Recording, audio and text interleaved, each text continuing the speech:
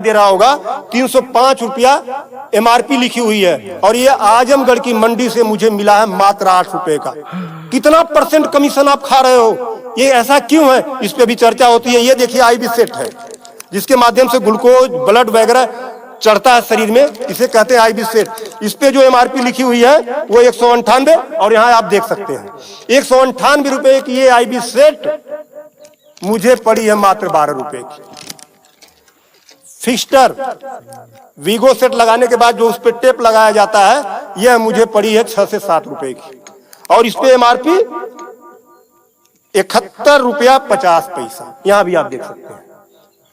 मैं इसलिए आपके बीच आया हूं। इसी प्रकार से बहुत सारे हजारों 2-3 हजार दवाएं ऐसी हैं जो 100 रुपए की दवा है 3000 की बिकती है। बाइकिल धागा जब आपका ऑपरेशन होता है जिससे आपका सिला जाता है वह 150 रुपए का आता है, उसकी एमआरपी 1045 रुपया आप यहां देख सकते हैं। उसी प्रकार से लंग एक्सरसाइजर 150 रुपए का आता है जिसका प्रिंट रेट है 690 रुपया। बुखार में जो पैरासीटामॉल की जो बोतल आती छोटी सी वह 50 रुपए की आती है और उसकी एमआरपी यहां आप देखें एमआरपी 522 रुपया है। कमर की बेल्ट जो 100 रुपए की आती है उसे 500, 600, 700 रुपया प्रिंट।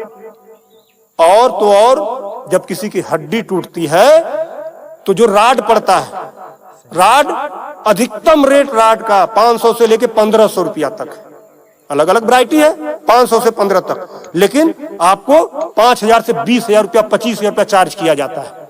आपके दिमाग में आ रहा होगा कि अरे भाई डॉक्टर लगा रहे हैं तो उसको देखिए। डॉक्टर जब आप अस्पताल में भर्ती होते हैं तो बेड चार्ज अलग, नर्सिंग चार्ज अलग, जांच की फीसें अलग, वो सब चीजें करने के बाद 1500 रुपए की चीज खरीद कर आप 20-20 हजार का बेच रहे हो। तब मैं आपके बीच कहने आया हूं कि साथियों उसी प्रकार से बहुत सारी दवाई हैं। 100 रुपए की दवा, एक दवा मैं देखा ला नहीं पाया उसको, 100 रुपए की दवा उसकी एमआरपी 2000 रुपया लिखी हुई थी। हजारों दवाइयां हैं आपके साथ, आपको लूटने का काम कर रहा है।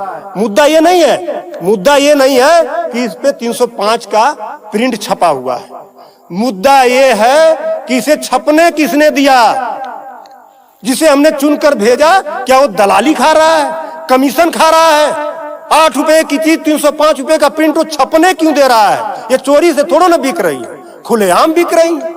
तो ये जिम्मेदारी सरकार की है। इसीलिए मैं कह रहा हूं कि आइए, और ये मुद्दा किसी सपा भाजपा कांग्रेस किसी नेता का थोड़ा ना है, ये भारत के 140 करोड़ जनता से जुड़ा हुआ मुद्दा है।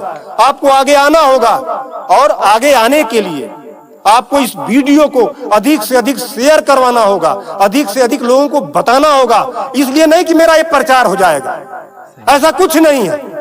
इस मुहिम को जब ये वीडियो शेयर होंगे, सोशल मीडिया एक ऐसा प्लेटफॉर्म है जिससे सरकारें हिल जाती हैं।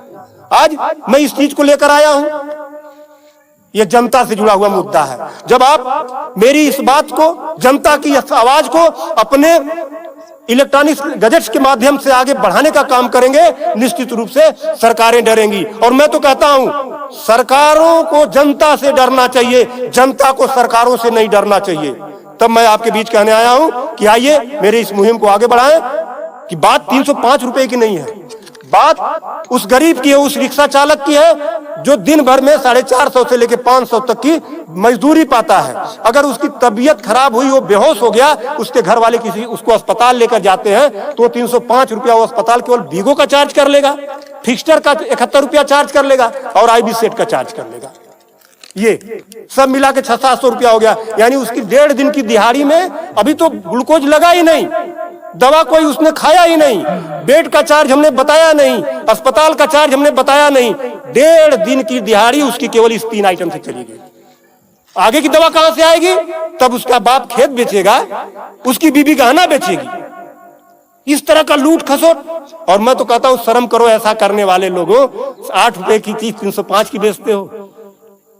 आज आपके अस्पताल में अगर जो दाई है उसका वेतन 7,000 है, यानी प्रत्येक दिन 210 रुपया। अगर उसकी तबीयत खराब हुई, वो आप ही के अस्पताल में भर्ती होती है तो उसकी 3 दिन की दिहाड़ी केवल इन 3 चीजों की लग जाती है। कुछ तो शर्म करो, कुछ तो सोचो। स्वास्थ्य, शिक्षा, सेवा का क्षेत्र है, लेकिन आपने इसे लूट का अड्डा बना दिया है। सरकारों के मिली भगत से ऐसा हो रहा है। तो मेरा निवेदन है आप लोगों से कि इस वीडियो को अधिक से अधिक शेयर करें ताकि